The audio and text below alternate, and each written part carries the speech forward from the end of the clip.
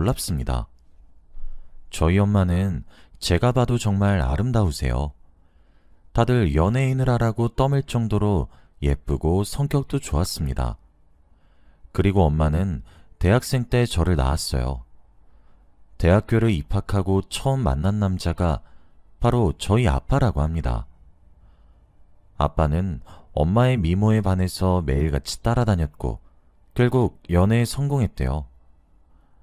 아빠와 엄마 커플은 학교에서 유명 인사가 되었고 모르는 사람이 없었다고 합니다.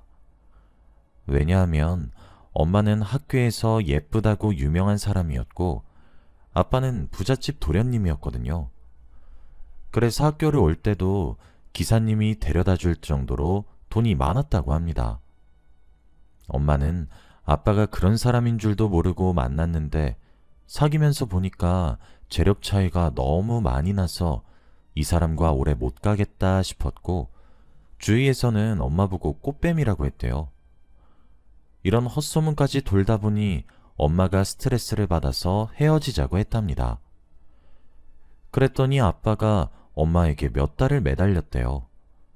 제발 다시 한 번만 더 생각해달라고 하면서 말이죠. 학교에서는 아빠가 엄마한테 매달린다는 소문이 났고 꽃뱀이라는 말도 사그라들었죠. 아빠의 노력이 가상해서 엄마는 다시 연애를 시작했다고 합니다. 그런데 두 분 사이에서 제가 생기고 말았어요. 한창 대학 생활을 열심히 하고 공부도 하면서 친구들을 만나야 할 시기에 엄마가 임신을 한 겁니다. 아빠는 당연히 낳자고 했고 평생 책임을 지겠다고 했대요. 엄마도 저를 지울 생각이 전혀 없었고 뒤도 돌아보지 않고 바로 자퇴를 했다고 합니다. 둘이서 당연히 혼인신고도 하고 같이 살 집도 마련하려고 했지만 반대하는 사람이 있었대요. 바로 아빠의 어머니였죠. 엄마한테는 시어머니가 반대를 하신 거였습니다. 부잣집 도련님이 엄마처럼 돈도 없고 지극히 평범한 여자한테 장가를 가는 게 아까웠나 봐요.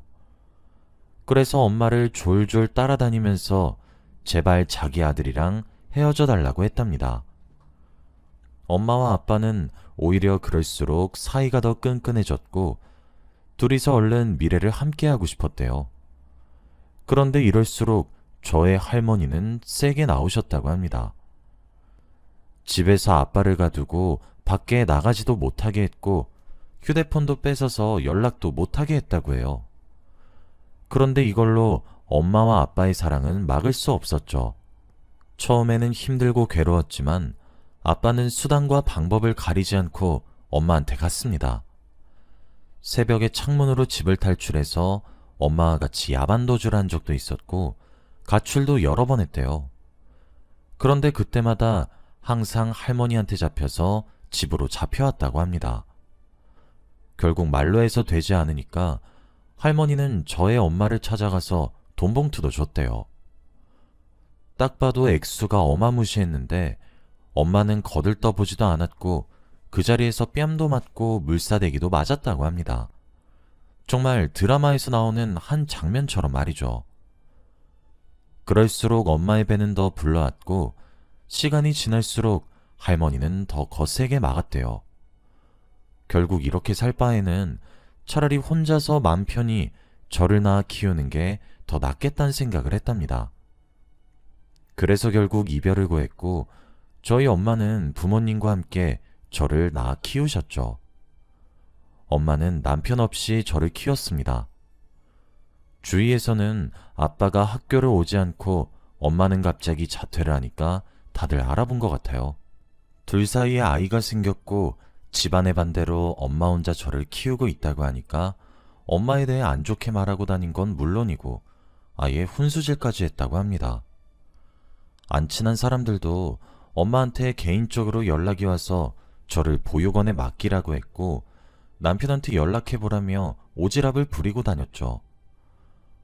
엄마는 남일에 간섭하는 그런 사람들이 너무 싫었고 저에게 너무 미안했대요.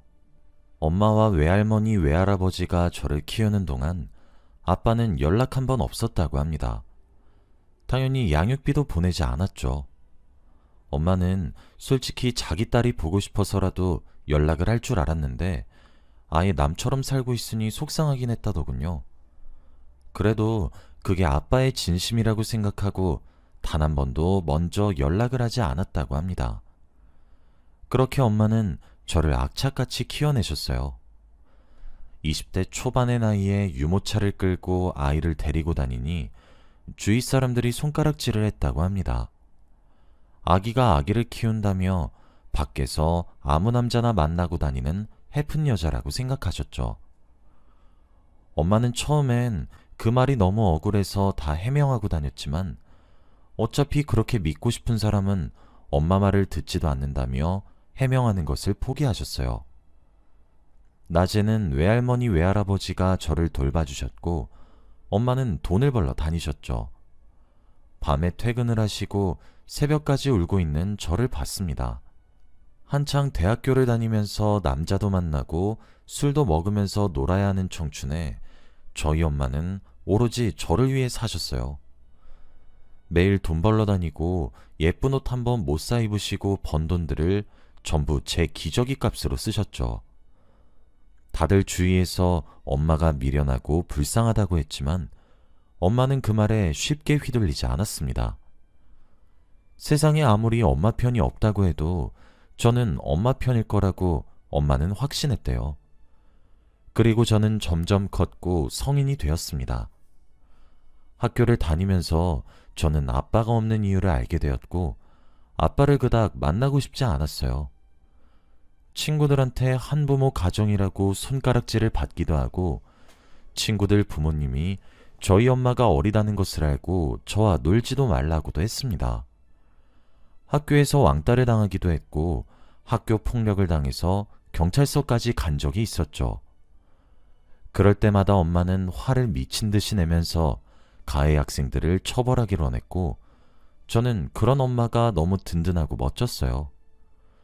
제 유일한 친구는 엄마였고 엄마가 없는 인생은 상상하기도 싫었죠. 제 머릿속에서 아빠라는 존재는 그저 엄마가 힘들 때 힘이 되어주지 않은 나쁜 사람이었어요. 그리고 한 번도 찾아온 적도 연락이 온 적도 없었기에 차라리 평생 만나고 싶지 않았습니다. 자기 아내와 딸이 어디서 어떻게 살고 있는지 전혀 궁금해하지 않으면서 자기 인생 행복하게 살고 있는 사람이라고 생각했죠. 한 번도 만난 적은 없지만 엄마를 혼자 둔 아빠가 너무 미웠습니다. 저는 평생 아빠 없이 엄마와 단둘이서 살고 싶었고 그럴 줄 알았어요. 그런데 제가 성인이 되고 이제 돈을 벌면서 조금 여유로워졌습니다. 학생일 때에는 엄마 혼자서 일을 다 하니까 제가 도울 방법이 없었어요. 그래서 저는 성인이 되자마자 바로 일자리를 구했고 확실히 돈을 버는 사람이 한 명 더 늘어나니 사정이 나아지더군요. 엄마 혼자서 생활비를 감당하고 저의 학비를 감당하기 힘들어서 저희 집이 대출이 조금 많았습니다. 어렸을 때부터 저를 혼자 키웠고 외할머니 외할아버지가 지원을 해주지 못하셔서 대출금으로 생활비를 충당했었거든요. 그래서 항상 저와 엄마의 목표는 대출금을 다 갚는 거였습니다. 매일 그 생각만 하면서 일을 했죠. 그런데 어느 날 은행에서 전화가 오더라고요. 대출금을 갚으라는 독촉 전화인 줄 알고 무거운 마음으로 받았습니다. 그런데 생각지도 못한 말을 하기 시작하더라고요. 바로 엄마가 드디어 대출금을 다 갚아서 축하한다는 말이었습니다. 그 많은 대출금을 어떻게 한 번에 다 갚았냐며 은행 직원이 손수 전화를 해 축하해 주었죠. 저와 엄마는 말도 안 된다며 어제까지만 해도 산더미처럼 쌓여 있었던 대출금을 누가 갚냐고 잘못 전화하신 것 같다고 했어요. 그러면서 보이스피싱 사기 전화냐고 물었죠. 그런데 확인해보니 정말 대출금이 다 갚아져 있었고 엄마는 왠지 모르게 누군지 알 것 같은 반응이었습니다. 저는 누군지도 모르는 사람이 저희 집 개인정보는 어떻게 알았고 대출금은 어떻게 갚았는지 너무 무서워서 당장 엄마한테 경찰서로 가서 신고를 하자고 했어요. 그런데 엄마가 제 손목을 잡으며 잠시만 기다려보자라고 했죠. 아무렇지 않은 반응을 보이는 엄마를 보고 많이 당황스러웠고 한시라도 빨리 경찰에 가서 신고를 해야 할 것 같은데 너무 무덤덤한 엄마가 답답할 지경이었어요. 저와 엄마가 신랑이를 한참 버리고 있던 그때 저희 현관문을 누군가 두드렸어요. 그리고 엄마는 예상했다는 듯이 현관문을 열어주었고 정장을 입고 있는 한 남자가 서 있었습니다. 그러면서 엄마한테 명함 한 장을 주고 대표님이 기다리고 계신다 라는 말을 하고 사라지시더라고요. 엄마는 그 명함을 보고 한숨을 푹 쉬었고 아무 말도 하지 못했습니다. 왜 엄마? 누군데? 라며 저도 명함을 보려고 하니 엄마는 충격적인 말을 했어요. 그 사람이야. 네 아빠. 명함에는 아빠의 전화번호가 있었고 엄마는 며칠 동안이나 고민을 했습니다. 아마 대출금은 아빠라는 사람이 다 갚아준 것 같았고 자신의 비서를 시켜 명함을 건네준 것 같았죠. 엄마는 며칠 동안이나 잠도 못 자고 고민했어요. 도대체 몇십 년 동안 연락 한 번 없던 사람이 갑자기 나타나서 대출금을 갚아준 이유는 뭘까 하면서 말이죠. 단순히 재결합을 하려고 엄마한테 연락한 건 아닌 것 같다고 했어요. 분명 이유가 있을 거라고 하면서 말이죠. 저는 엄마의 선택을 존중하려고 했고 엄마가 어떤 선택을 하던 믿고 맡기려고 했습니다. 그런데 엄마가 생각외로 오래 고민을 해서 그런지 저희 집에 다른 한 사람이 찾아오더라고요. 엄마는 그 사람의 얼굴을 보자마자 놀랐습니다. 안녕하세요. 라고 인사를 했고 그 사람은 한눈에 봐도 알 수 있었습니다. 바로 저의 할머니라는 것을 말이죠. 엄마한테 말로만 들어보았던 그 할머니요. 물사대기와 돈봉투까지 주면서 헤어지라고 했던 아빠의 어머니였습니다. 할머니는 저희 집으로 찾아오셨고 저와 눈이 마주치고 제가 손녀라는 것을 아셨겠죠. 그리고 두 분의 이야기를 저는 옆에서 다 들었습니다. 할머니는 엄마에게 부탁을 하러 오셨어요. 그동안 아빠가 왜 연락이 되지 않았고 어떻게 살고 있었는지 구구절절 다 말해주셨습니다. 할머니의 말을 들어보니 아빠가 엄마와 헤어지고 나서 우울증이 심하게 왔대요. 할머니가 밖에도 못 나가게 하고 엄마를 못 보게 하니까 결국 병이 난 거죠. 그래서 어느 날은 방 안에서 너무 조용히 있고 집안이 고요하길래 방문을 열고 들어가 보니 아빠가 수면제를 매일 먹고 힘들어했대요. 그때 할머니가 깨우쳤대요. 자신의 아들을 망가뜨리는 사람이 엄마가 아니라 바로 자신이란 것을 말이죠. 급하게 병원으로 갔고 그때부터 제대로 된 치료를 받기 시작했대요. 상담치료, 약물치료, 가릴 거 없이 다 했지만 효과는 그닥 없었고 계속 엄마를 다시 만나게 해달랬답니다. 할아버지까지 나서서 할머니에게 이 정도면 아들이 하고 싶은 거 하게 해주자고 했지만 할머니는 끝까지 고집을 피웠다고 해요. 그래서 다른 여자들도 소개시켜주고 했는데도 아무런 효과가 없었다고 합니다. 할머니가 마음에 드시는 돈 많은 집안의 여자들과 소개팅도 주선해주고 이리저리 노력을 했지만 끝까지 아빠는 엄마를 원하셨대요. 엄마 아니면 다른 여자 절대 안 만날 거라고 했답니다. 결국 외국으로 유학을 보내면서 조금 진정을 시켰고 부모와도 멀어졌다고 해요. 그래서 지금은 여자를 만나지도 않은 채 회사 대표가 되었는데 이대로는 안 될 것 같고 얼른 며느리를 보기 위해서 이렇게 찾아왔다고 합니다. 아빠가 저희 엄마가 아니면 여자를 안 만나겠다고 했으니 저희 엄마라도 다시 만나서 며느리를 삼아야겠다고 생각하셨죠. 저와 엄마는 그 말을 듣고 엄청나게 놀랐습니다. 그동안 아빠가 연락이 없고 저희를 찾아오지 않았던 것이 혼자 잘 먹고 잘 살아서 그런 줄 알았어요. 그런데 그게 전혀 아니었고 아빠는 여전히 엄마를 그리워하고 있었습니다. 할머니는 엄마한테 그동안 사과가 많이 늦었다며 진심으로 미안해하셨고 무릎까지 꿇으려고 하셨어요. 엄마가 겨우 막아서 무릎을 꿇지는 않으셨지만 제가 봐도 미안해하시는 것 같았죠. 그리고 어떻게든 사과의 마음을 표현하기 위해서 대출금을 다 갚았다고 합니다. 그러니 제발 다시 아빠를 만나면 안 되겠냐고 하더라고요. 정말 상상치도 못한 말을 들으니까 너무 당황스러웠습니다. 제가 이 정도로 놀랐는데 엄마는 얼마나 충격적일까요? 평생 남편 없이 딸을 키웠는데 갑자기 재결합이라뇨. 한 번도 연락이 없었는데 말이죠. 우선 할머니를 보내고 엄마는 엄청난 고민에 빠졌어요. 아빠가 연락이 없다가 갑자기 엄마와 다시 합치려고 하는 게 이해가 안 된다고 합니다. 그리고 그렇게 절실한 사람이었으면 할머니가 오시기 전 저희를 찾아오는 게 맞지 않나요? 저와 엄마 옆에 한 번도 나타난 적이 없으면서 대뜸 재결합을 원한다는 말을 듣고 조금 의아했습니다. 그런데 신기하게도 이런 말이 아빠한테 들린 건지 정말 찾아오셨어요. 저는 태어나서 처음으로 아빠의 얼굴을 보았습니다. 정말 저와 많이 닮으셨더라고요. 그리고 엄마도 20년 만에 남편의 얼굴을 보고 무슨 기분이 들었을까요? 아무튼 아빠는 저희 집에 와서 엄마와 제 앞에서 부탁을 했습니다. 평생 자신이 저희를 먹여 살리면서 책임질 테니 다시 재결합을 하자고 했죠. 제가 생각한 아빠의 모습과는 정반대였고 엄마와 저에게 너무 다정하게 잘해주었습니다. 엄마도 내심 그게 좋았던 건지 해맑게 웃으시더라고요. 항상 모든 일을 감당하셨었던 엄마에게 드디어 기댈 사람이 생기니 좋아하셨습니다. 그리고 두 분은 20년 동안 서로 기다리고 있었다는 듯이 속전속결로 다시 합쳤어요. 저도 아빠와 친해지는데 오래 걸리지 않았고 한 집에서 살게 되었죠.